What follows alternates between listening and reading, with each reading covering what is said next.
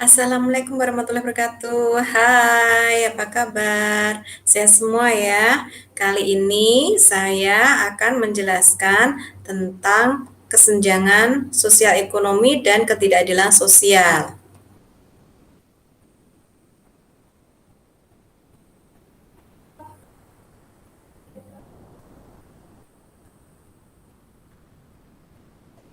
Tujuan pembelajaran kali ini adalah agar siswa dapat menjelaskan pengertian kesenjangan sosial ekonomi dan dapat menjelaskan pengertian ketidakadilan sosial dengan baik.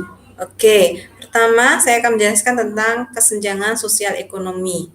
Apa yang dimaksud dengan senjang? Senjang itu tidak sama, tidak merata, timpang ya. Ada yang tinggi, ada yang rendah. Nah, dalam kaitannya dengan sosial ekonomi berarti pendapatan masyarakat ini ada yang pendapatannya tinggi ya sehingga dia hidupnya kaya raya, ada juga yang pendapatannya rendah, dia hidupnya miskin. Nah, kemudian apa yang terjadi kalau ada perbedaan orang kaya dan orang miskin? Nah, itu kehidupannya otomatis akan berbeda. Kalau dia punya uang banyak atau misalkan kamu punya uang banyak, kamu akan mempunyai keinginan untuk membeli barang yang banyak juga. Keinginanmu untuk membeli sesuatu itu banyak atau tinggi ya. Jadi konsumtif ya, cenderung lebih konsumtif ya. Kalau belanja di pasar tradisional biasanya males, lebih memilih di mall-mall atau mungkin yang online. Nah, ini ya suka belanja berbeda dengan orang miskin, kehidupannya untuk makan aja sulit, apalagi kalau untuk beli aksesoris atau pernak-pernik yang dirasa tidak penting, ini dia tidak membeli ya. Jadi dia hanya mampu membeli barang-barang untuk mencukupi kebutuhan pokok, ini untuk orang miskin. Rumahnya kalau orang kaya ya megah, mewah ya, tingkat, misalkan mobilnya juga banyak, tanahnya luas. Sedangkan kalau orang miskin mau membangun rumah aja gubuk reot misalkan ini. Nah, ini jadi ada kesenjangan berbeda ya. Kalau menurut kamu sosiologi, ada perbedaan jarak antara kelompok atas, itu kelas atas ya, golongan orang kaya dengan kelas bawah, kelompok bawah, golongan orang miskin. Nah, beberapa faktor yang menyebabkan terjadinya kesenjangan sosial ekonomi antara lain adalah menurunnya pendapatan per kapita. Ini.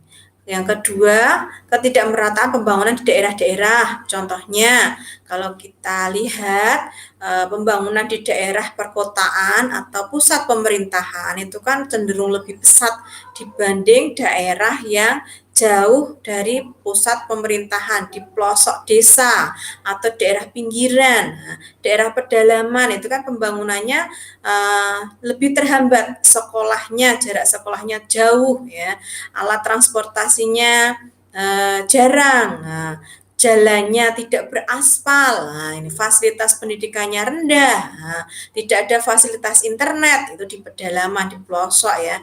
Sedangkan di pusat perkotaan pembangunannya sangat pesat, pendidikannya banyak sekali ya, lembaga-lembaga pendidikan, kemudian dokter spesialis juga banyak. Nah, terus jalannya beraspal semua, kendaraannya juga banyak, tempat hiburan juga banyak. Nah, ini ketidakmerataan pembangunan bisa menyebabkan kesenjangan ya, pendapatan antar daerah itu berbeda.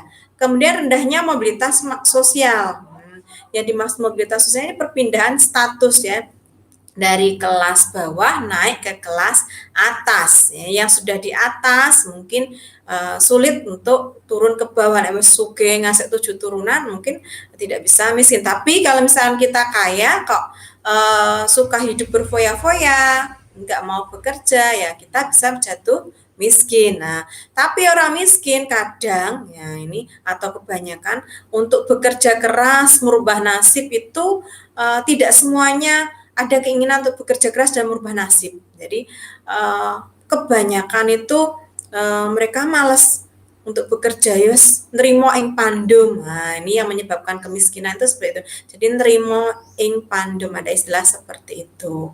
mangan ramangan yang penting kumpul anaknya misalnya arep sekolah atau mau bekerja di luar daerah di luar negeri yang gajinya tinggi tidak diizinkan orang tua wes neng desa wae le pondok yang penting kumpul karo wong tuane mangan ramangan kumpul daripada kue gajine dhuwur neng ora iso ngumpuli wong tua. Nah, ini. Jadi tetap kita tidak bisa melakukan mobilitas sosial secara vertikal. Jadi tidak mengalami perpindahan status naik ya. Kemudian adanya pencemaran lingkungan alam. Nah, ini suka buang sampah sembarangan sehingga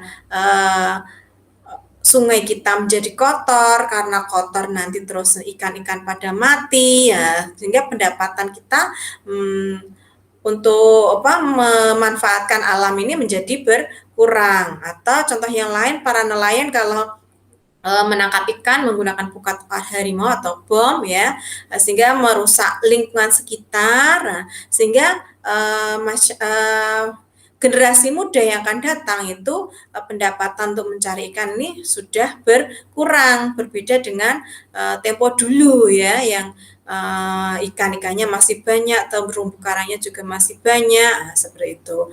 Kemudian contoh yang lain, tanah pun sekarang ini juga sudah mulai mengalami pencemaran ya, polusi udara. Nah, ini menyebabkan kesenjangan ya.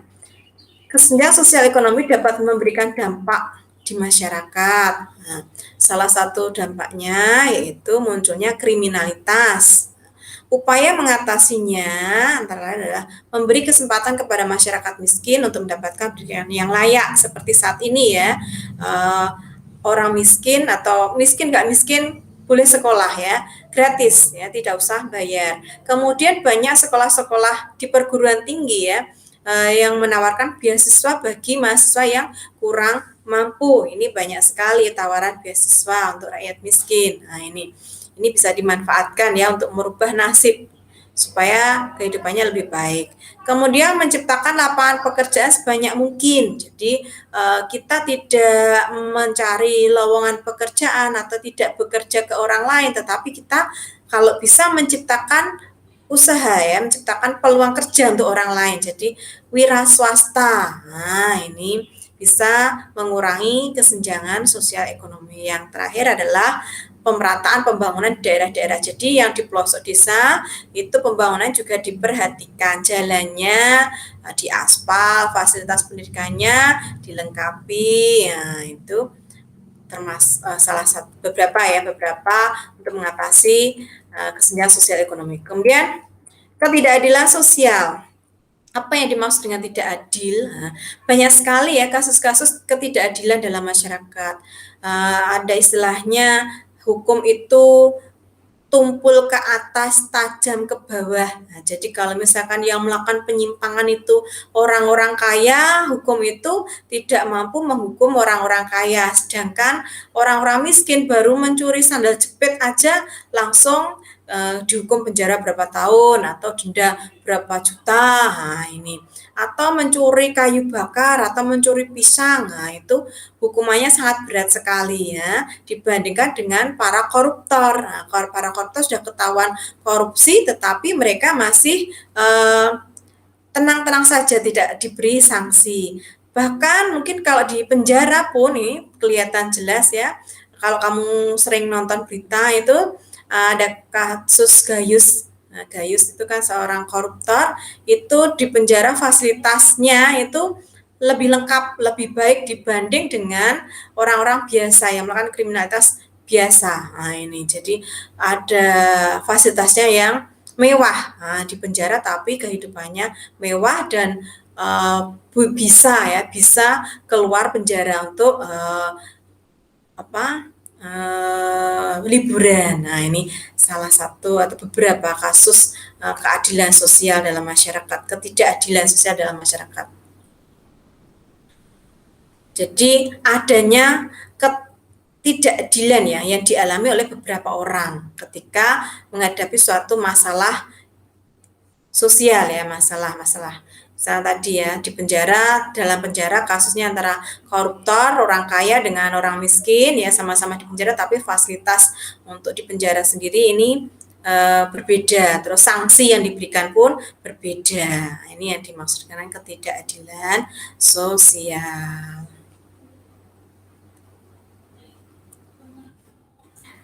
Demikian penjelasan dari saya, semoga bermanfaat. Kurang lebihnya mohon maaf. Saya akhiri. Wassalamualaikum warahmatullahi wabarakatuh.